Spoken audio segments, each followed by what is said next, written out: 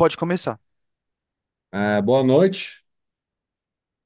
Estamos um pouco atrasados porque a gente quer concentrar o máximo de pessoas para assistir esse assunto, né, sobre a contabilidade. Deixa eu me apresentar rapidamente. Eu sou o Huang, doutorando aqui de 2025, e o meu colega Rafael aqui também vai se apresentar rapidamente.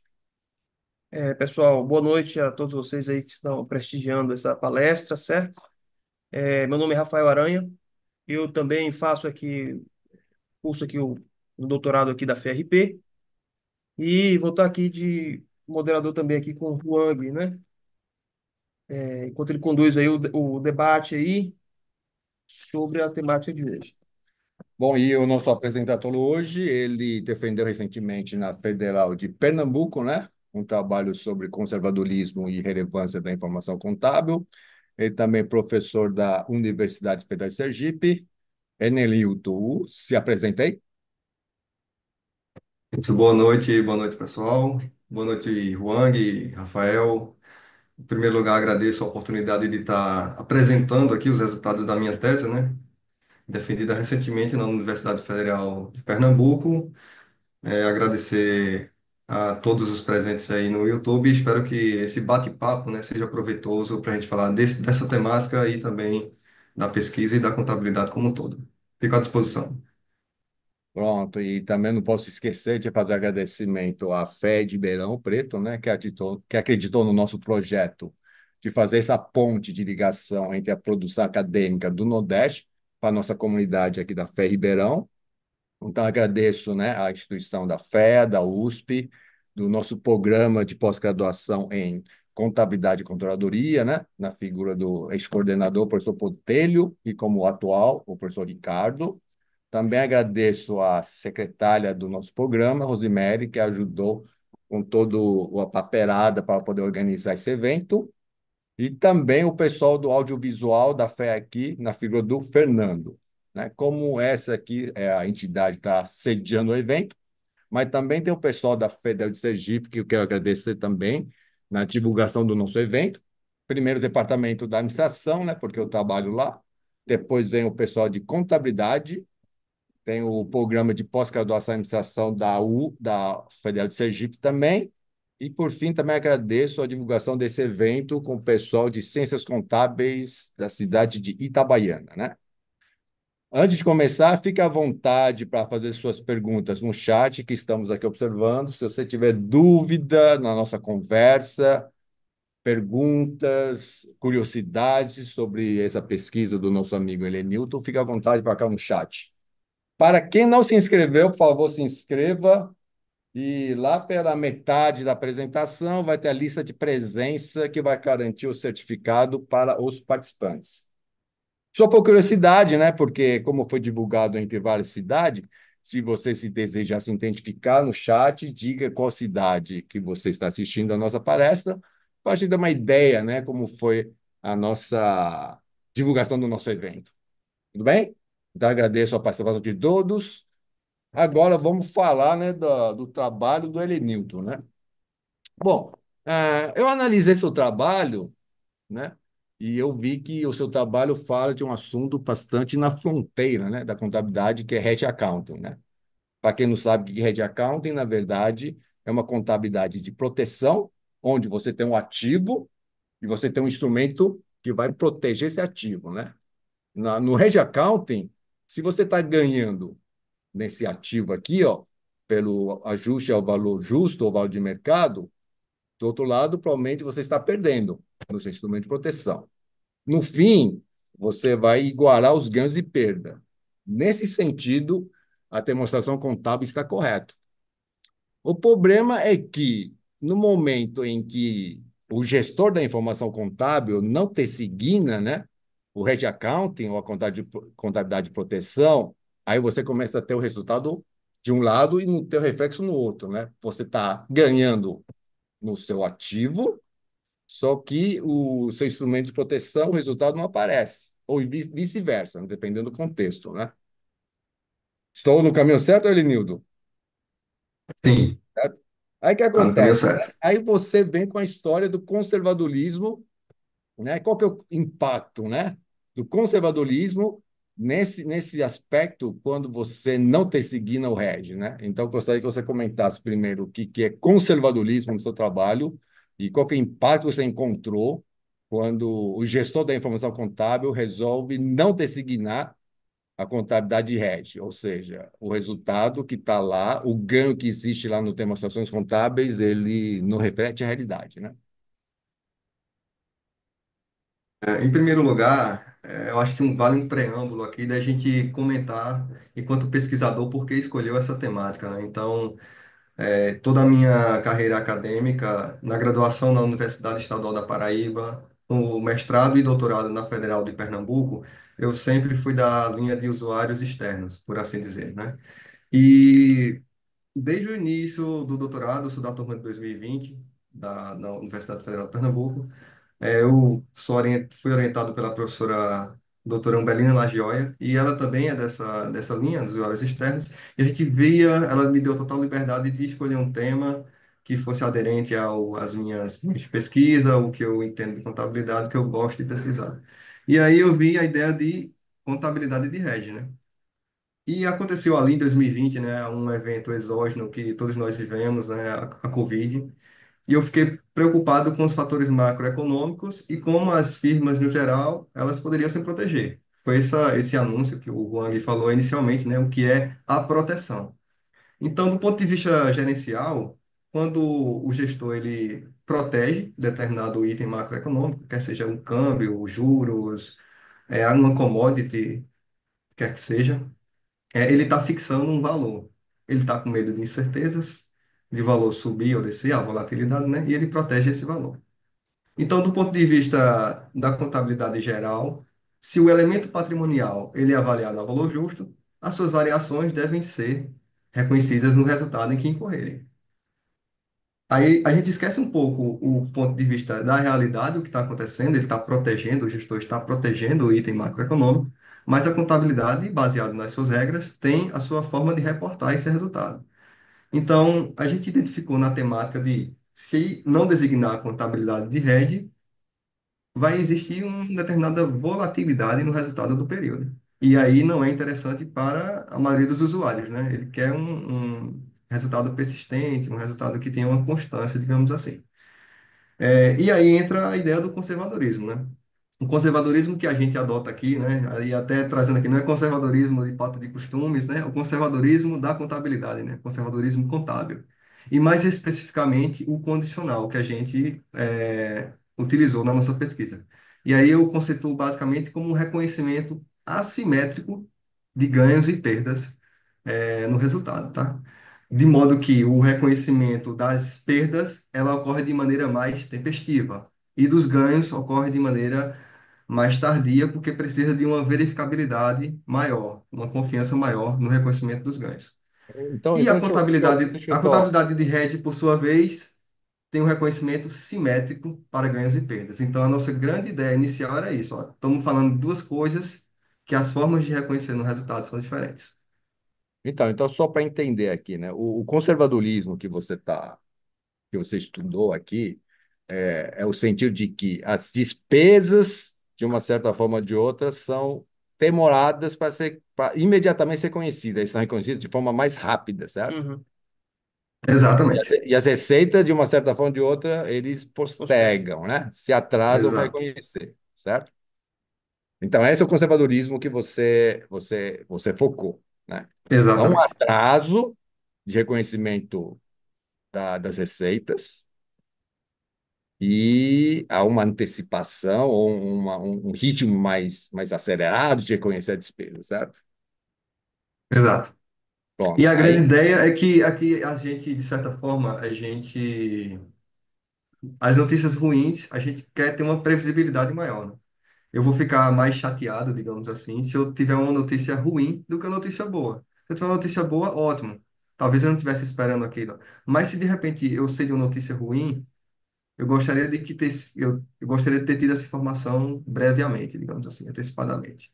No desenrolar da nossa conversa aqui, provavelmente a gente vai tocar nesse assunto ainda sobre assimetria de informação. tá, mas Mas aí por enquanto eu parto do pressuposto de que a antecipação de notícias ruins, ela diminui a assimetria, diminui o comportamento oportunístico do gestor, por exemplo. Pronto, mas aí qualquer relação, né, desse conservadorismo pelo fato do gestor não adotou, não designou o hedge accounting, ou a contabilidade de proteção. Mas espera aí, o que acontece? A contabilidade não teria, você não teria assunto para falar se o gestor, se todos os gestores da informação contábil designasse, certo? Hedge accounting, porque aí o resultado seria digamos, tecnicamente mais correta. O que É, existe de as duas falha, pontas elas se eliminariam na própria demonstração do isso. resultado. O que existe de falha é o momento em que o gestor, por vontade dele, ele não designa. Aí você vai ter um ganho que, na verdade, não existe porque foi consumido pelo instrumento de proteção. Uma perda que não existe, por quê? Porque você recuperou pelo instrumento de proteção. Como que isso afetou, né, o conservadorismo que você quis estudar nesse processo, né? Qual que é a relação, entendeu? Perfeito. No o modelo que a gente utilizou foi do Bazul, ele tem como algumas métricas lá os retornos do período. Tá? Então, veja, o retorno, por muitas das vezes, ele é uma métrica baseada na informação que é divulgada na contabilidade. Se a empresa designa a contabilidade de head, provavelmente, né, a gente vai ter nada mais acontecendo na firma, a gente vai ter um resultado neutralizado, porque eu tenho tanto o impacto do objeto do head, quanto o impacto do instrumento de head na demonstração do resultado do exercício, para as que designam. E aí vem a nossa premissa não, a nossa hipótese do estudo. Quando a empresa não designa a contabilidade de head, é possível que haja uma relação negativa entre adoção barra designação de contabilidade de rede e conservadorismo contábil. Essa é a nossa ideia. O pessoal está tendo dúvidas aí, Wang, no chat? Não, o pessoal está localizando a cidade em que se encontra, né? A gente tem até Nossa Entendi. De Senhora da onde? Glória em Sergipe, né? Ó, só um comentário rápido, não tem nada a ver, porque a última vez que eu voltei para Sergipe, eu voltei com a camisa da fé, né? E os meus alunos reclamaram, né? Mas cadê o símbolo da fé da Sergipe? Está aqui, ó, trouxe o prochete aqui, ó. Então, hoje estou devidamente identificado pelas duas instituições aqui. É, Se você quer complementar alguma coisa na só nossa complementar conversa, sobre a pergunta, né, que você fez, né, Wang? É uma temática que é bastante pesquisada, né? Desde os ensaios teóricos ali do Watts, né, em e 2003. quem é o Watts? O Watts é um autor, né, Uhum. aquele que a gente, da dupla, né, que a gente sempre vê, do Watts e Zimmermann, um pesquisador, que Uhum. ele pesquisa sobre contabilidade, né, e sobre essa linha que o pesquisador está falando, né, sobre a contabilidade da perspectiva do conservadorismo contábil condicional. E lá ele elenca, né, alguns fatores que podem estimular isso aí, né? E um deles é os contratos baseados em números contábeis, né? Podem ser esses contratos relacionados à remuneração de executivos, pode ser baseados em covenants. Então, muitas vezes os usuários estão interessados em Calma, espera informações aí. Explique, contábeis. explique ao nosso público o que Vamos, que é covenants. vamos lá. Então, o que acontece? São O que palavras. acontece? É, os usuários externos, muitas vezes, eles têm interesse em uma contabilidade que tem informações mais verificáveis, certo? E com a qualidade maior. E esses números eles podem ser usados em dois tipos de contratos, né? Segundo a literatura do Watts, tanto em contratos de remuneração de executivo, quanto em contratos ligados a índices que são utilizados em créditos com, por exemplo, bancos. Então, esses covenants vão ser índices que vão ser atrelados a esses números contábeis mais verificáveis, né? Foi até ele é até a pessoa que orientou o Bazu, né? Que o professor usou como modelo, o Watts acabou orientando o professor Bazu e mais tarde também lançou outro modelo, né? Com o Watts aí. E aí o professor aí usou esses modelos aí, acredito que mais na frente ele vai comentar aí todas essas questões, né? Mas só para complementar aí a, a amplitude, né, do tema que pode englobar aí ter relações com várias temáticas aí na contabilidade. Sim, é só para não perder a linha de raciocínio, né? Olha, Nido, fala de novo aqui para o nosso público, né? Essa relação que você encontrou entre conservadorismo e o impacto que causou naqueles demonstrações contábeis que não foram designados como hedge accounting. Qual foi a relação, Tá, assim, tem. qual a relação que você encontrou no conservadorismo E o demonstrativos que os gestores da informação não adotou, não designou como Rede Accounting. Como eu tinha falado anteriormente, né? Quando, se o gestor não, né? Se a empresa, vou falar de empresa no geral, ela designa a contabilidade de hedge, o efeito, porque a gente está pensando assim, conservadorismo, ganhos e perdas reconhecidos assimetricamente. Conservadorismo. Mas a contabilidade de hedge, ela reconhece simetricamente ganhos e perdas, a variação do valor justo. Aí a gente pensou, pô, vamos testar isso aqui, faz sentido isso? Então eu espero que nas empresas que designam a contabilidade de hedge, não tenha um efeito sobre conservadorismo. Mas as empresas que não designam a contabilidade de hedge, vai ter um efeito sobre o conservadorismo de forma negativa, porque o efeito é simétrico para ganhos e perdas. É isso que você espera encontrar, certo? Isso que eu esperava encontrar, exatamente. E você encontrou? Então, a partir a gente utilizou o modelo de Bazul, né? O Rafael citou aí o estudo de Kahn, né? De Watts, né? Kahn e Watts. Eles fizeram uma adaptação do modelo de Bazul, introduzindo três variáveis lá. Mas a gente teve que tomar uma decisão, né? Uma escolha metodológica e utilizamos o modelo inicial de Bazul 97. E baseado nesse modelo especificamente, a gente não rejeitou porque assim, lá na frente, se a gente tiver oportunidade, eu vou falar quais as proxies que eu utilizei para conservadorismo, para contabilidade de hedge e para Covid-19, tá? Essas são as nossas principais temáticas nesse momento. É, com a dummy da contabilidade de hedge, a gente não viu significância estatística, mas com uma variável contínua que eu utilizei, que era o resultado da contabilidade de hedge sobre os ativos totais, aí a gente viu, né, e encontrou um resultado que não rejeita essa hipótese de que o conservadorismo, aliás, que a contabilidade de hedge se associou negativamente com o conservadorismo. E Tá, no então, caso aqui, é importante deixar claro, né, Juan, esse negativo é justamente para as empresas que não designaram a contabilidade de hedge. então deixar a nossa audiência compreender. Quando você diz a relação é negativa, a relação ao conservadorismo, o que isso significa? É que tá, Exatamente. exatamente, o resultado daquela escolha contábil tende a De não De não designar. designar, de não designar, tende a não estar associada positivamente ao conservadorismo, ela se associa negativamente, porque na nossa variável é lucro por ação dividido pelo preço, é a variável dependente do modelo de Bazou. Então, a escolha de não designar a contabilidade de hedge impacta negativamente esse índice, lucro por ação dividido pelo preço. Em forma mais simples, isso beneficia ou não ou prejudica a contabilidade quando você encontrou esse resultado? Aí vai partir do pressuposto que a gente utiliza, né? O pressuposto que eu utilizo aqui é que como é que eu posso falar? A contabilidade de hedge, ela diminui assimetrias e que o conservadorismo também diminui assimetrias. Tá, então, Existe peraí. uma parte da literatura que diz que o conservadorismo aumenta assimetrias, porque tem justamente o reconhecimento assimétrico entre ganhos e perdas, mas a gente partiu da ideia de que o conservadorismo também mitiga assimetrias de informação. Nesse ponto, me parece que prejudica a informação contábil. Tá, pronto. Essa frase que eu queria ouvir. Então, o seu resultado encontrou o seguinte: quando o cara não te signa, prejudica a qualidade da informação contábil, é isso?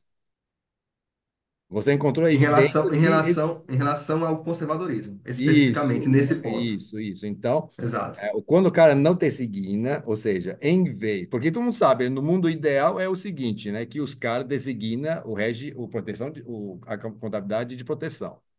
Porque aí você tem um resultado tecnicamente melhor, certo? Então, o seu trabalho, de uma certa forma ou de outra, diz o seguinte: quem não te designa prejudica a informação contábil, é isso?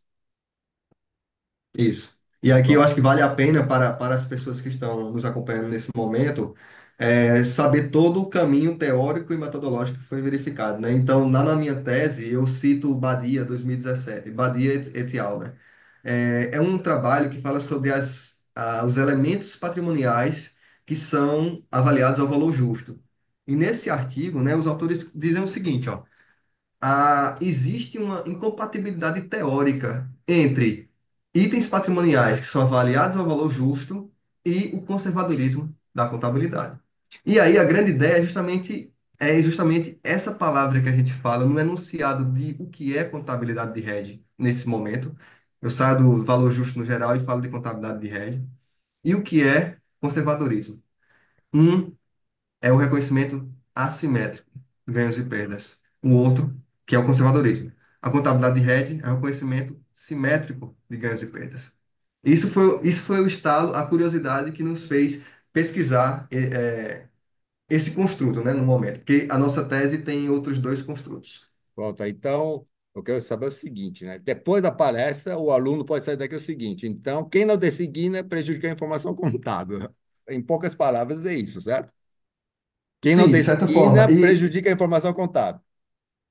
E tomando com base a eficiência de mercado também, né? Isso, essa é a mensagem que você quer deixar. Ó, você que não designou o Reg Accounting na sua contabilidade como gestor de informação contábil, você, de uma certa forma, está prejudicando as informações contábeis da sua empresa, tanto Justo. para lado Agora, bom como lado ruim.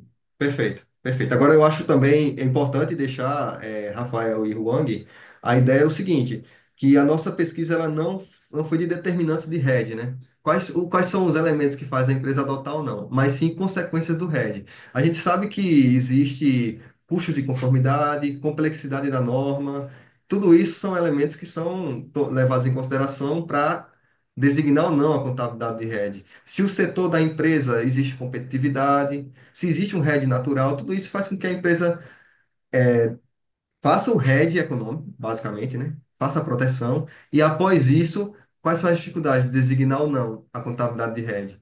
Basicamente, custo de conformidade, complexidade da norma. Só um complemento, né? A gente olha esses trabalhos aqui, também desenvolvidos aqui no Brasil, e compara também com alguns trabalhos, né, sobre essa área de reconhecimento assimétrico nos Estados Unidos, na Inglaterra, no Japão, né? O trabalho de O'Connor lá na Inglaterra, o trabalho de Iwasaki lá no Japão.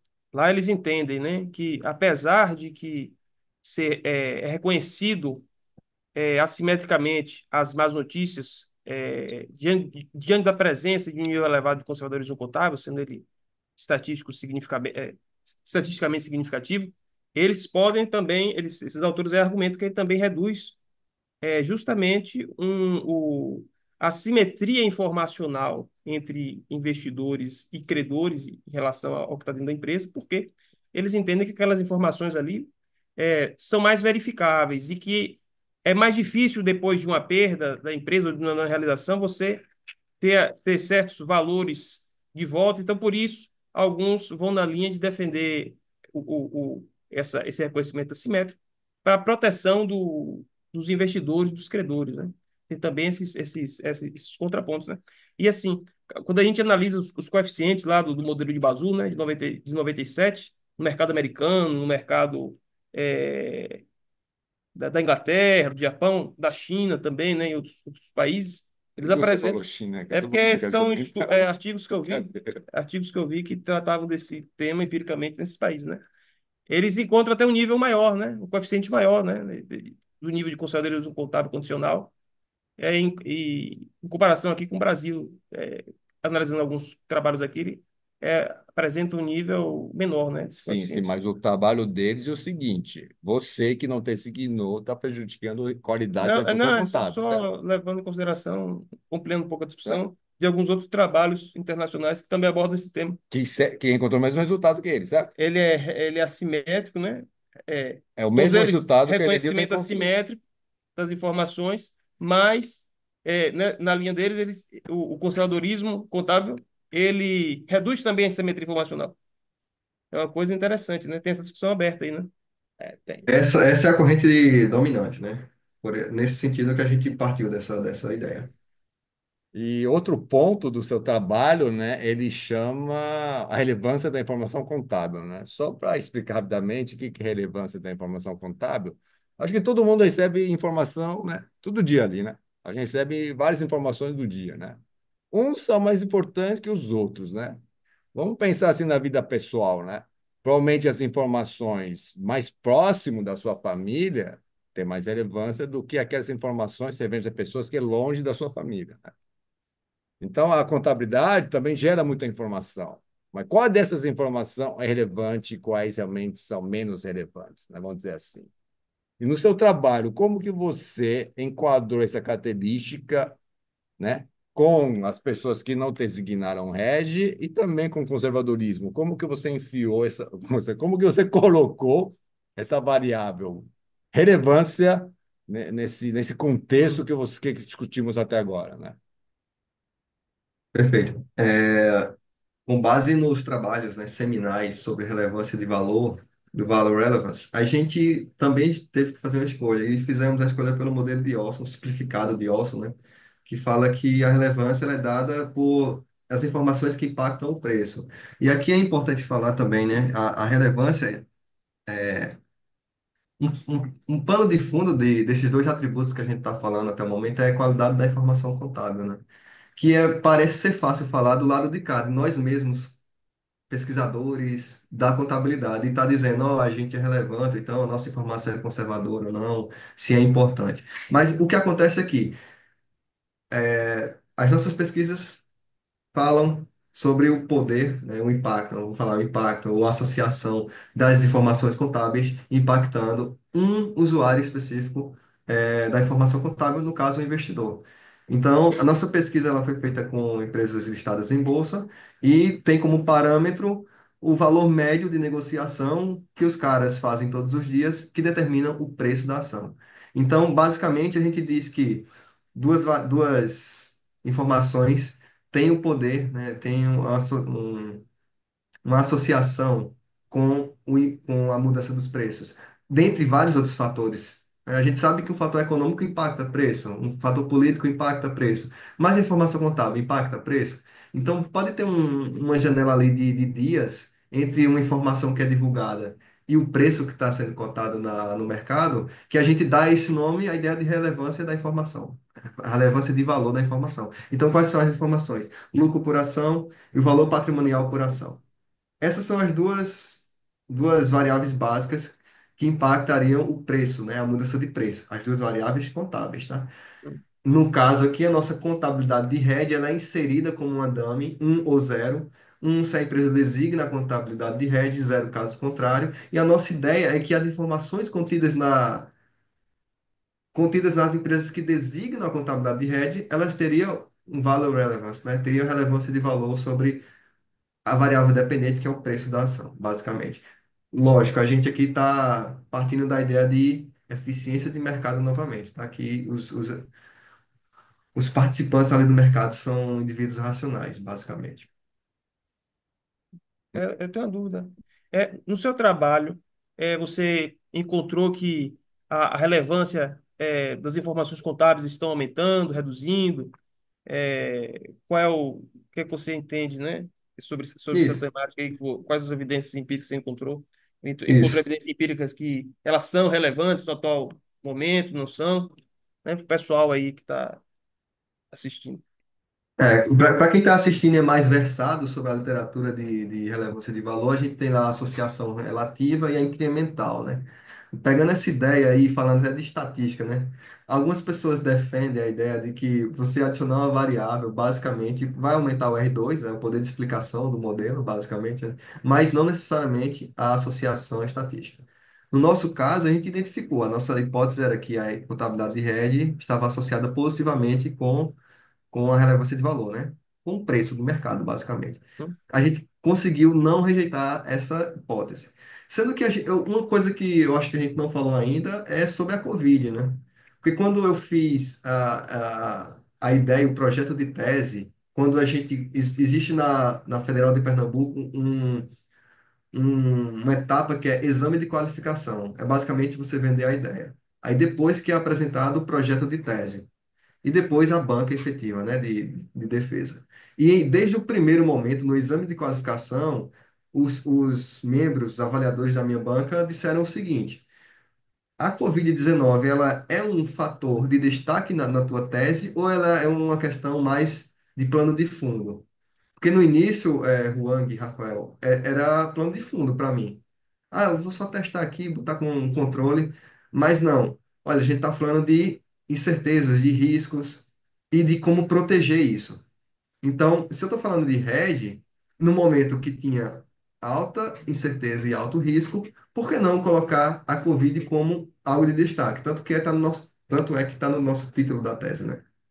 Nesse caso, só para não perder o que eu falei, a Covid ela esteve em todos os cenários, em todas as análises que eu fiz, tanto principal quanto adicionais, ela se mostrou, né, sempre associada negativamente, como se esperava, né? No período pandêmico, com os impactos na economia, houve o decréscimo, né, do valor de mercado das empresas, basicamente. A grande questão é quando associar os dois, porque a análise conjunta entre contabilidade de hedge e Covid-19 como regressoras de interesse, tá? Como fatores que impactam algo. E o que é esse algo? São os construtos que nós utilizamos: desempenho econômico, relevância de valor e conservadorismo. Para a relevância de valor especificamente, não houve, a gente rejeitou a hipótese, né, de que mesmo designando a contabilidade de hedge, no período da Covid-19 não houve associação com o valor de mercado. Logo, não houve value relevance da contabilidade de hedge, tá? Essa é a ideia também. Beleza. E aí a gente disse lá nos resultados o seguinte, ó, talvez, nesse sentido, os riscos e as incertezas do período pandêmico, independente se você designasse ou não, se você protegesse ou não, ele se sobressaria sobre qualquer outra variável. E aí não haveria o valor relevance dessa informação. Então, só resumindo aqui, então, na primeira parte da discussão, você encontrou, né, que o fato de não ter signar prejudicou a informação contábil, certo? De certa forma, Isso. no Aí você conservadorismo. começou a analisar a questão da relevância, certo? E a relevância para você é o efeito, tem o valor da ação, se afetou ou não, certo? E você percebeu o Isso. seguinte, E a interação designando ou e não, a interação com as variáveis primárias do modelo de Olson, que é então, lucro operação, valor patrimonial operação. mas você descobriu o seguinte, designando ou não o hedge accounting, contabilidade de proteção, tanto fez, certo? Antes, no período da Covid, não. Antes, sim. Antes ele Durante apresenta a evidências Covid, de tanto value fez, tanto faz relevance. como Durante tanto a fez, Covid, exato, certo? exato, Ou seja, exato. no fim é o seguinte, né? Você fez a proteção, mas o valor de mercado não consegue refletir, né, a sua proteção. É isso. Exato, exato. Ou seja, em tese, o mercado teria ser eficiente o suficiente para precificar de forma diferente aquelas empresas que fizeram proteção daquelas que não fizeram. Só que Isso o é o resultado é esperado. o seguinte: o valor de mercado não ligou se você fez ou não fez a proteção. Fazendo ou não, você vai ter perda de valor, mesmo que a proteção serve exatamente para proteger o quê? O valor da empresa, né? Perfeito. Durante o Exatamente isso. Covid, você fez o hedge accounting, você designou hedge accounting ou não, o mercado enxerga você exatamente igual àquele que não fez. Especificamente sobre isso, teve também um resultado um pouco diferente do que se esperava, e aí a gente relaxou um pouco. Eu falo relaxar para não dizer abandonar um pouco a ideia da eficiência do mercado. Porque houveram alguns resultados que denotavam que na Covid-19 existia uma janela de eventos, numa das análises adicionais, que a Covid-19 esteve associada positivamente com o valor de mercado da empresa. E aí, Huang e Rafael, a gente viu o seguinte: a gente já tem estudos, inclusive com dados de alta frequência, por exemplo, a Federal de Pernambuco teve uma tese recente que atestou anomalias de mercado durante a pandemia. E eu acho que dá para justificar assim dessa forma, porque a gente teve um incremento, eu não lembro o dado exato, mas eu acho que 30% de novos investidores, pessoas físicas, na Bolsa depois da Covid-19. Houve um movimento de ingresso na Bolsa, digamos assim. Mas essas pessoas que entraram, como elas precificam o valor? Porque a gente sabe que no final de contas o preço é determinado pelo mercado, mas quem é o mercado? São investidores institucionais, são fundos, são pessoas que estão ali começando. Então, o que a gente percebeu é que, lógico, por causa do pânico, do efeito manada, e aí eu estou sustentando nas finanças e na economia comportamental desse momento, né, para tentar justificar esse resultado. Houve circuit breaks na Bolsa Brasileira, houveram três no curto espaço de tempo. Ou seja, pararam as movimentações lá, né, para dar um descanso, stop, refrigerar o cérebro para continuar as negociações, circuit break. Aí o que acontece? Mas essas pessoas formaram o preço de mercado, formaram os valores das empresas lá, a mercado. E a gente viu o seguinte, houve um decréscimo muito grande do valor das ações das empresas, seguida de uma forte alta, num curto espaço de tempo. É possível que nossa dummy da Covid-19 tenha captado esse movimento a ponto de atribuir esse tipo de resultado. Durante a Covid-19, o valor do mercado das empresas esteve associado possivelmente com o valor do mercado das empresas. E a gente viu também que após a Covid-19, e aí você pode pegar não uma análise estatística, uma análise de dados históricos mesmo, muitas empresas valeram por ação um valor maior do que o período anterior. E aí desconsiderando, né, o efeito inflacionário aqui, né? Eu não vi o efeito inflacionário nesse sentido, mas várias empresas, o valor em mercado dela, após ali, tipo, 6 meses após o início mesmo da pandemia, deflagração aqui no Brasil, na OMS como um todo, né? Estava maior do que o período pré-pandemia. Que tem outros fatores econômicos também, né? Houveram os auxílios aí, que a população tinha um poder de consumo maior, e aí também houve efeitos inflacionários nesse sentido, né? Eu acho que cabe outras pesquisas para verificar isso. Então, só para não perder a linha de pensamento aqui do seu trabalho, né? Primeiro momento, você descobriu que quem não tem seguina prejudica as informações contábeis, porque está relacionado de forma negativa com o conservadorismo. Sim, Segundo momento, você estudou a questão da relevância. E você descobriu dois momentos críticos, antes e depois do Covid. Antes do exato. Covid, quem designava tinha o valor de mercado melhor, certo? Sim, No entanto, essa característica que tinha antes do Covid não foi observado durante a pandemia. Ou seja, durante a pandemia, o mercado analisou de forma igual aquelas empresas que designava ou não designava. Pouco importava, estavam perdendo o valor do mesmo jeito, apesar do que a proteção serve para preservar o valor da empresa, certo? sim. Aí vem a pergunta, né? Como que você captou, né, esse conservadorismo que você tanto fala e como que você captou também a relevância, né? Que modelo você usou para captar essas variáveis que você vem discutindo até agora conosco?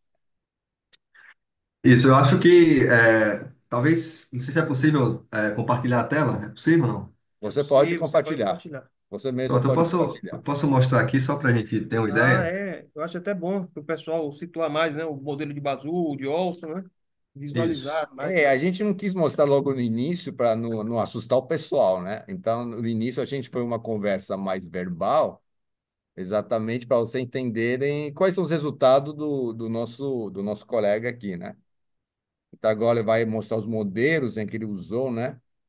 Para poder. Vocês enxergam aí já, correto? Deixa eu ver aqui. Deixa eu só passar. Sim, a gente está enxergando ali. Uhum. Ok, pronto. Esse aqui deixa eu minimizar. Ok. A ordem da minha tese, né? O estudo 2 era o artigo de relevância de valor. Então, aqui eu vou apresentar basicamente, né? O modelo de Olson seria esses dois betas aqui, essas duas variáveis. O que é que impacta o preço de mercado de uma determinada empresa? É o lucro por ação e o valor patrimonial por ação, basicamente. Mais o erro, certo? Uhum. O que é que a gente faz aqui na nossa a manipulação estatística, né? A gente tem três hipóteses em cada um dos artigos. Eu tenho três artigos na tese, cada uma tem três hipóteses. A primeira hipótese é que a contabilidade de hedge nessa equação é representada por essa beta 3 aqui. A dummy da contabilidade de hedge e as interações dela com o valor patrimonial por ação e lucro por ação impacta o preço. Tranquilo? No segundo modelo, esse aqui é o modelo consolidado, tá? Análise conjunta. É só para dar uma ideia. No segundo modelo, o beta um e o beta 2 ele é existe a inserção da variável, né, dessa proxy beta 4 Covid-19. E essa variável, essa proxy da Covid, tá, gente? É importante falar que a gente tem visto alguns trabalhos sendo desenvolvidos e também atrelando uma dummy, um para o período Covid e zero caso contrário, certo? Basicamente, para ver o efeito, né, uma associação do que você chama de Covid sobre uma determinada variável dependente. No meu caso, aí, qual a dificuldade aqui? O que é o período Covid, né? É 2020 e tal. Beleza, 2020. 21 é Covid? É. E 22? Então, veja, não falei metodologicamente, mas o nosso trabalho aqui, esse estudo, ele foi realizado com dados de base trimestral, certo? E a gente não utilizou assim, 2021 é Covid, 2022 é Covid. A gente foi ver a gente fez uma escolha metodológica em verificar por setor. Então, essa variável Covid aqui, que tem em todos os trabalhos que eu fiz, ela é em função do setor. Então, a gente pegou os dados do IBGE, do PIB dos setores, que fossem convergentes com os setores que está lá na B3, e, e verificamos. Criamos os critérios lá. Esse critério está na tese, mas basicamente é se 2 períodos após o decretamento, no decreto da pandemia, se 2 períodos seguidos o PIB superou o PIB pré-pandemia, se após esses trimestres seguidos caiu, mas se a soma dos 3 trimestres fizesse uma média aritmética também fosse superior ao PIB pré-pandemia, a gente dizia que o momento de incerteza econômica passou da Covid, correto? E os dados lá do IBGE são dessazonalizados já e também é, são consolidados de todos os setores. Então, essa é a nossa ideia. Então, o que é o período que uma empresa esteve sob o efeito de incertezas econômicas e negativas sobre a economia do seu setor? É baseado nesse critério. E zero caso contrário, tá? Então, a gente procura aqui evidências de se a Covid também esteve associada com informações contábeis que impactaram o preço, e a principal análise é essa equação 7 como um todo. E que eu tenho tanto o beta 3 da contabilidade de hedge, o beta 4 da Covid, a interação de ambos, que é contabilidade de hedge e Covid, e as interações da contabilidade de hedge com o lucro por ação, da contabilidade de hedge com o valor patrimonial por ação, e também a Covid-19 com a interação com os modelos iniciais de Olson. É basicamente essa análise que foi feita, no modelo 3, tá? Para conservadorismo, e aqui tem um ponto específico, né? Conservadorismo é lucro por ação, a dependência é lucro por ação sobre o preço, tá? E o que é aqui? Eu tenho o beta 1, que é uma dummy. Vou falar logo o beta 2. Beta 2 é o retorno. Retorno é positivo ou negativo, tá? De uma determinada empresa. Essa dummy é se o retorno foi negativo. Se esse retorno beta 2 for negativo, a dummy é 1. Se o beta 2 é positivo, a dummy é 0. E o beta 3 é a interação da dummy vezes o retorno. Esse beta 3, se ele for significativo com a da variável dependente, então atesta-se evidências de conservadorismo. Então, esse beta 3 aqui, no modelo primário lá de Bazul, ele é o principal. E o que acontece no nosso estudo? A gente insere a variável de dummy da contabilidade de hedge, também da Covid-19 e as interações de todas essas que foram inseridas ao modelo de Bazul com as suas variáveis regressoras primárias. Aqui tem um problema estatístico Uhum, que vale a pena falar. Tem um monte de dummy aqui, tá? Um monte uhum. de dummy. Já é um modelo que tem problema de multicolinearidade em si, né? O de Passos. Exato, exato. Completando. Aí o que a gente contornou, foi atestado através do fator de variância, né? Inflação de variância, o VIF, a multicolinearidade, e a gente contornou com análise fatorial, certo? Então, para quem tem acesso à tese ou os artigos derivados da tese vão ser disponíveis brevemente, onde foi submetido, vocês vão ver que a gente fez uma análise fatorial para contornar esse problema de multicolinearidade, tá? Então, é basicamente essas as variáveis. Só para não perder a ideia, eu acho que eu vou voltar aqui um pouco, já que eu estou com a apresentação, para falar da metodologia. Essas duas variáveis, essas duas proxies, aliás, da DAM e da contabilidade de hedge e da COVID, a da Covid não, a Covid sempre foi a mesma. É a DAM e da contabilidade de hedge. Ela foi capturada lendo nota explicativa das empresas, tá? A nossa amostra final, ela desconsidera instituições financeiras, o setor financeiro como um todo. Então, não sendo financeira e não tendo dado ausente, todas as empresas a gente foi lá, verificou de 2018 a 2022 as notas explicativas das empresas para verificar se elas designavam a contabilidade de hedge. Lembrando também, só um detalhe, a nossa amostra, todas as empresas realizaram hedge, ou seja, se protegeram. Todas se protegeram, mas nem todas designaram a contabilidade de hedge. Por isso que existe essa dummy aqui da contabilidade de hedge. E essa dummy, por ter um problema, algumas críticas sobre a utilização de dummies, a gente viu também, sustentado em outros trabalhos, que podemos capturar a contabilidade de hedge através de variáveis contínuas. Então, a gente também fez análises adicionais com o valor nocional dividido pelo ativo total, que é essa VNA, da empresa I no período T, e o resultado da contabilidade de hedge sobre o ativo total também da empresa I no período T. Tranquilo? Vou parar aqui. Essas foram as variáveis que nós utilizamos, né? Os modelos. O do conservadorismo, o modelo de Bazul, e da relevância, o modelo de Olson 95, Bazul 97. Então, usando esse modelo que você chegou nessas conclusões, né? Que Exato. se a pessoa não designar, se o gestor da informação contábil não designar, prejudica a informação contábil, ou seja, tem uma relação negativa com o conservadorismo. Na Sim. questão da relevância, antes do Covid, designando ou não, não, designando,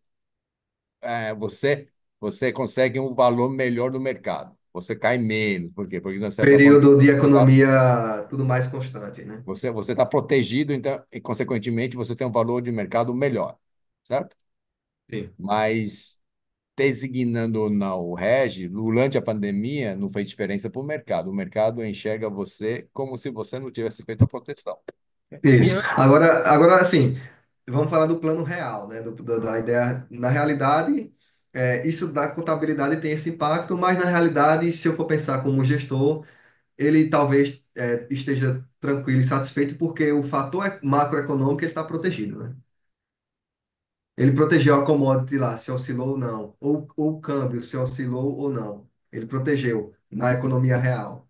Vai dar um Eu posso impacto dizer no que, fluxo de caixa nesse dele. Ele está caso, não existe tranquilo, ele uma está tranquilo. aderência, né, entre o seu verdadeiro valor e o valor que a pessoa está disposta a pagar para você.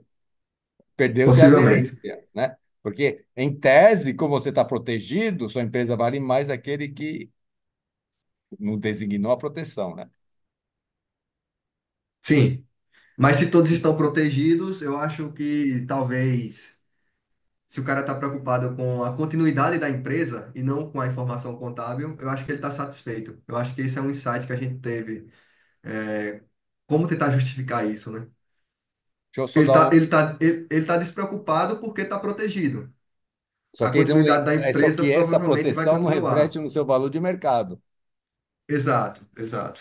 E a designação, né? A designação da A proteção. designação. E só para avisar o pessoal, a lista de presença já está lá no chat, né? Mas antes de preencher a lista de presença, preenche também a inscrição se você não fez ainda, né? Se você já fez a inscrição no momento certo, ou logo no início da nossa apresentação aqui, agora só precisa preencher a lista de presença para garantir o seu certificado. Tá? Vamos ver se tem umas perguntas aqui, ó, do chat aqui, ó, uhum, rapidamente para você, Lenildo. Vamos lá, pergunta aqui do Álvaro. Quando algo está associado negativamente, isso quer dizer que quando uma variável aumenta, a outra diminui? Sim, né? Se você está Sim. relacionado negativamente, o Álvaro perguntou, né? Se você tem uma relação negativa, significa exatamente isso, né? Aumentou uma variável, reduz outra. O Álvaro, deixa eu ver aqui, o Lucas agora, Lucas Ernesto. Em relação às empresas que não estão na bolsa, esse modelo tem relevância? Ele está falando aí, É uma boa pergunta, Lucas, né? É, Assim, não, basicamente não. É um atributo de mercado, né? A qualidade da informação contábil é um atributo de mercado. Eu precisaria de alguém, no porque caso é um depender, investidor, né? que ela usa, por exemplo, preço da ação, né? Tem modelo que usa preço da ação. Então, a ação Exato, vai estar cotada. Agora, tem modelos que não precisam do preço da ação, né? Elas podem ser empregadas para capital fechado. Agora, esse modelo especificamente que utiliza o preço da ação, ficaria complicado, né? exato. e o Álvaro também fez outra pergunta aqui. O termo mitigar está associado à relação negativa? Você usou o termo mitigar em Hum. algum momento da sua apresentação? É, mitigar, sim, sim. Mitigar é diminuir mesmo, né? É diminuir, decrescer algo. Eu acho que eu utilizei para mitigar assimetrias de informação, né? Quando eu tenho mais informações disponíveis, eu estou mitigando a assimetria, ou seja, eu estou diminuindo um agente econômico que tem mais informação do que outro. Quanto mais informação estiver disponível, mais próximos eles estão no equilíbrio de informação. Lógico, existe uma grande utopia sobre isso, mas o quanto mais se diminui de assimetria, melhor para todos os usuários. Quando eu falo de utopia, é que não necessariamente as informações estarão sempre disponíveis para todos. Sempre vai ter alguém com informação que talvez só ele tenha, digamos assim. Sim, o Lucas também fez uma pergunta, né? O que se pode tirar de lição dessa anomalia de mercado durante a pandemia? Ou seja, de repente, entrou a pandemia, ele não é mais capaz de analisar de forma melhor as empresas que designaram o hedge accounting daqueles que não designaram. Sim, eu Para acho lidar, aí. desculpa, para lidar com algo parecido no futuro. Eu acho que ele quer saber o seguinte, né? Tudo bem, você descobriu que existe uma falha, né, no mercado, na análise da sua empresa. Isso aconteceu no Covid. E se aparecer outro evento muito parecido com o Covid no futuro? Será que a gente pode fazer alguma coisa hoje para que o mercado tenha essa capacidade melhor de diferenciar as empresas que designaram proteção daqueles que não designaram? Acho que essa Sim. foi a pergunta dele. Eu acho que a minha resposta não vai ser uma resposta verdadeira, no sentido de ser. É, é uma opinião, basicamente, né? O que eu vou falar. Quando a gente fala das finanças e da economia comportamental, contabilidade comportamental, a gente meio que desassocia a ideia da eficiência de mercado, né? E que não existe aquela ideia de que todos são conhecedores do mercado, né? Não tem custo de transação, aquela coisa toda. No caso específico da pergunta dele, eu acho que não precisa de nenhum evento tão extraordinário quanto a Covid. As próprias finanças comportamentais mostram que existem os efeitos, né? Efeito segunda-feira, efeito sexta-feira, efeito janeiro, efeito calendário, né? Existem fatores emocionais, cognitivos, que fazem com que as pessoas tomem decisão de investimento. E isso em mercado de ação dar pano de fundo para um monte de pesquisa, né? Eu não sou pesquisador da área, né? De finanças comportamentais. Justificamos dessa forma um resultado que a gente não encontrou, porque de fato a gente parte da eficiência de mercado, dos agentes racionais, mas a gente sabe que se relaxar um pouco, a gente sabe que tem um componente de comportamental, tá? Então, eu acho que assim. Depende das expectativas do pesquisador, ou então da pessoa que está usando a informação contábil como um todo, né? Não precisa nem ter uma Covid 2.0 ou algo do tipo. Essa discussão de finanças comportamentais, ela já existe há muito tempo, né? Ô, Enemil, tem Os outra insights pergunta sobre aqui, isso. ó. Você usou o termo conservadorismo condicional? Sim, no artigo específico, no E título da tese, não. e que isso tem de diferente com o conservadorismo que... Incondicional. Não, o Pronto. conservadorismo só. Ele está perguntando, você... Do condicional para o incondicional, né? É que É, você comenta, às vezes, o conservadorismo e, às vezes, você coloca um adjetivo a mais. O isso, conservadorismo... isso. Não, o condicional é que nós utilizamos tanto que o modelo de Bazou, ele é consagrado como um modelo mais conhecido de conservadorismo condicional. Basicamente, são, como é que eu posso falar? São ex ante, né? Ex ante, digamos assim. Acontece um fato e eu vou ter um julgamento para tomar uma decisão, muitas vezes discricionária, sobre elementos patrimoniais, digamos assim, ou de resultado. O conservadorismo incondicional, como o próprio nome diz, ex post, ele não precisa dessa discricionalidade, é só a aplicação de uma escolha contábil, basicamente. Se Isso, acontecer tal coisa, eu simplesmente faço e acabou, não tem essa discricionalidade maior. exatamente. Eu queria uma Por exemplo, podemos explicação. mandar um método de precificação de estoque, né? Aquele Tá, mas isso é aí vai condicional ser ou incondicional. condicional? Condicional. Isso é incondicional. O que que é um condicional? Condicional, em Basu, como ele já falou aí, é o seguinte: você tem o retorno negativo, e aí você tem a dummy, você multiplica ele, você vai pegar aquele efeito do reconhecimento assimétrico do que está acontecendo no mercado em relação às más notícias. Entendeu? A ideia do Basu é essa aí. Falando algebricamente, é isso aí. Tá, tem algum comentário a mais, o Newton? A diferença entre o condicional e o Rapaz, um condicional. condicionado, um comentário adicional é que eu poderia ter feito com o modelo de incondicional também, a minha análise, tá? Essa análise por exemplo, eu poderia utilizar o modelo de Beaver e É. Ryan, em 2000, que é um modelo que utiliza como variável dependente o book to market, é o valor contábil sobre o valor de mercado. E aí lá na dependente eu botava a contabilidade de hedge e verificava. Mas a gente não tomou essa escolha, né? Possivelmente fosse uma escolha até acertada, do ponto de vista de que se existe a contabilidade de hedge, você, como você designou anteriormente, né? Você simplesmente aplica. E por isso que eu falo, o reconhecimento é simétrico, reconhecimento simétrico de ganhos e perdas. É, Ah, o bom, áudio, o o áudio áudio. saiu. Não teve discricionariedade do gestor porque a decisão já foi tomada anteriormente. E como a gente sabe, as boas práticas de contabilidade, né? Você tem que manter uma constância na política contábil, né? Você não vai estar designando num período, no outro não, e no outro volta a designar novamente. Você espera uma constância na política contábil. Sim, o Newton, uma pergunta assim, na nossa discussão que fica curioso agora, né? O que você mudaria na sua pesquisa, agora que você terminou, o que você mudaria assim, para melhorar o impacto de uma análise mais específica? O que você mudaria no seu trabalho para ter um impacto maior do que já tem? Em que há algum aspecto que você mudaria?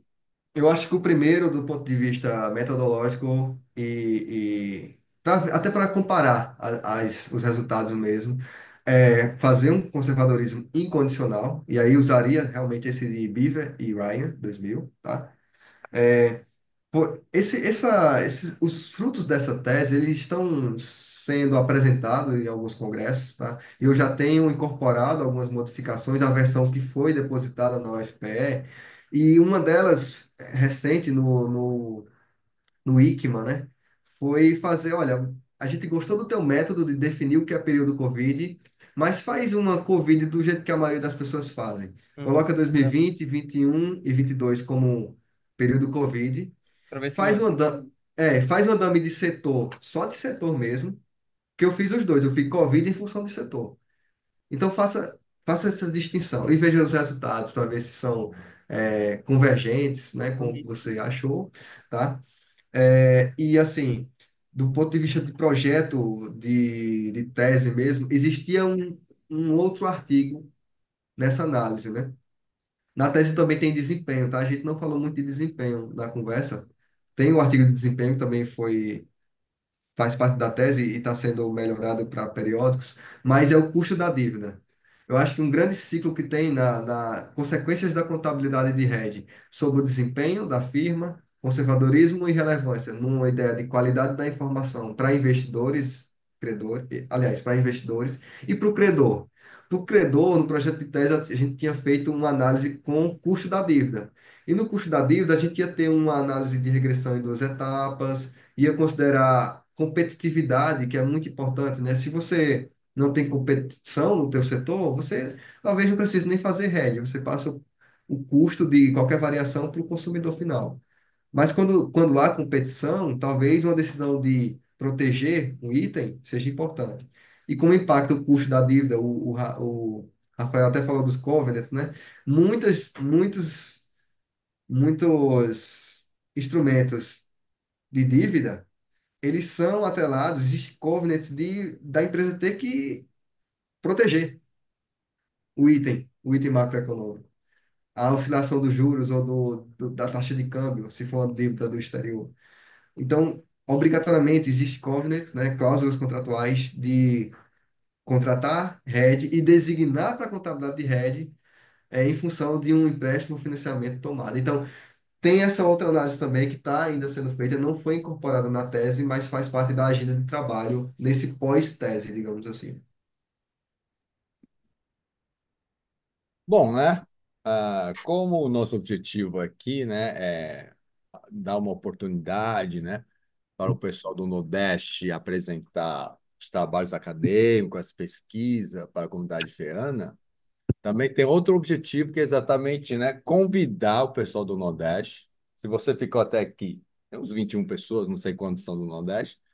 Se você ficou até aqui, provavelmente você tem interesse na contabilidade, então convido você a pensar na opção de fazer também conosco aqui no FEI Ribeirão o programa de pós-graduação em contabilidade e controladoria, né? Então você tem o nível de mestrado e doutorado, CAP 5, né? A gente tem uma estrutura muito boa para você desenvolver estudo, desenvolver em discussão de pesquisa científica, né? Foi feita uma nova construção da biblioteca. Então, está tudo novinho para vocês aproveitarem e esse ambiente de discussão que a FEA proporciona para vocês. Então, se você está pensando em fazer pós-graduação, não importa se você é da turma da administração, da contabilidade, pense com carinho essa opção de vir para cá, tem disponibilidade de bolsa, e lá no Nordeste você tem, né, dois centros de formação de doutores, um exatamente onde o Erenildo estudou, Federal de Pernambuco, e a outra é a Paraíba, né? Mas tem essa opção aqui de São Paulo e Ribeirão Preto, e a gente convida você. Eu estou deixando o meu e-mail aqui, ó, lá no chat. Se você quiser, tem interesse, se você precisa de mais informações, mande e-mail para mim que eu tenho o maior interesse em fazer essa ligação, essa ponte entre os nossos alunos do Nordeste com o programa de pós-graduação aqui da USP, né? Você quer comentar um pouco da sua... Por que É, você escolheu estudar aqui, já que você também é da Bahia, da região do Nordeste? é, terminei lá o mestrado, fiz a graduação e fiz o mestrado lá na Federal da Bahia, certo? E aí, assim que eu terminei o mestrado, Juan, eu procurei instituições, né, saber de cada programa e o que combinava, poderia combinar mais comigo, com o meu perfil. Eu resolvi mandar fazer inscrição aqui e fiz somente para FRP, né? Achei interessante, achei as disciplinas interessantes, o projeto é interessante, a matriz, né? Um programa de qualidade. E aqui tem essas discussões, né? Disciplinas muito interessantes, variadas, séries temporais, finanças comportamentais ou corporativas, você pode ver desses dois ângulos, né? E entre outros aí, um quadro de professores muito interessante aí, professores de excelência também, né? Colegas muito bons aí, né? Não tem muito Eu, por segredo, exemplo, não. eu, por exemplo.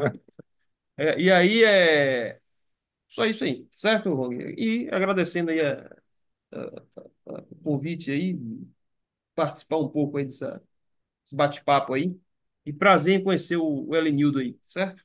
E as pessoas que estão aí assistindo.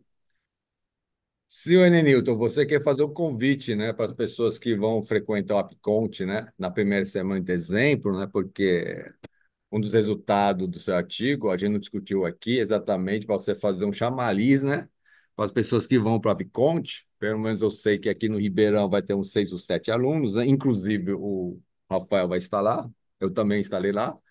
Então, faça o seu convite para o pessoal que vai frequentar Piconte na primeira semana de dezembro em São Paulo, na FET de São Paulo, exatamente. Faz o seu chamariz aí para lotar a sua palestra lá. É verdade. Os artigos da tese são três aqui. O desempenho econômico, ele foi apresentado recentemente no congresso lá do ICMA, né? No Chapecó e FURB. O artigo sobre relevância de valor e a contabilidade, ele foi apresentado no congresso USP desse ano. Também estamos fazendo parte da chamada especial que teve no congresso. Tem uma edição especial da revista Contabilidade e Finanças. Está nas etapas de revisão dos autores, vamos ver se vai dar certo nessa discussão. E assim, o que é importante é que, mesmo após a banca, a gente vir, né, a avaliação para congresso ou diretamente para a revista mesmo, e a gente ter esse feedback, né, de fazer melhorias. Acho que sempre o trabalho tem algo a melhorar, com o nosso não foi diferente, óbvio. E esse de conservadorismo, Rafael, Wang, Rafael, pesquisador aí de conservadorismo também, né? E Huang vai estar também lá no Apiconte. Eu vou estar lá apresentando esse trabalho em específico, que foi o terceiro artigo da minha tese. A gente vai esperar lá que seja debatido também, né? A gente vai pegar as contribuições lá do Congresso para melhorar mais ainda essa pesquisa e mandar para uma publicação definitiva depois. E isso falando desse modus operandi, né, da publicação para fins acadêmicos. Mas desde já eu agradeço, né, a oportunidade de estar aqui nesse momento, compartilhando os resultados da minha tese de uma maneira diferente, né, fora daquela pressão, fora daquele daquele Malha ritual, né? fina. A defesa de tese é um ritual de passagem, né? Fora daquele Uhum. ritual, está comunicando, né, esses resultados dessa pesquisa, que a gente passa muito tempo e demanda muito esforço para fazer, né, concretizar, né, esse objetivo. O que eu pude trazer para vocês hoje sobre esse trabalho são esses fatores, né, essas informações, mas é muito importante esse tipo de oportunidade, né, a gente comunicar ou tentar, pelo menos, comunicar de uma forma diferente os resultados, né, de um trabalho tão denso, né, como esse. Pronto, já estamos aqui quase uma hora, né, discutindo contabilidade. Eu acho que o pessoal já está meio cansado já, mas agradeço a presença de vocês, né? Agradeço a presença do professor Erenildo aqui, do meu colega Rafael. Mais uma vez, eu gostaria né, que o pessoal do Nordeste, né, pensasse também a possibilidade de estudar com a gente aqui na FEA Ribeirão.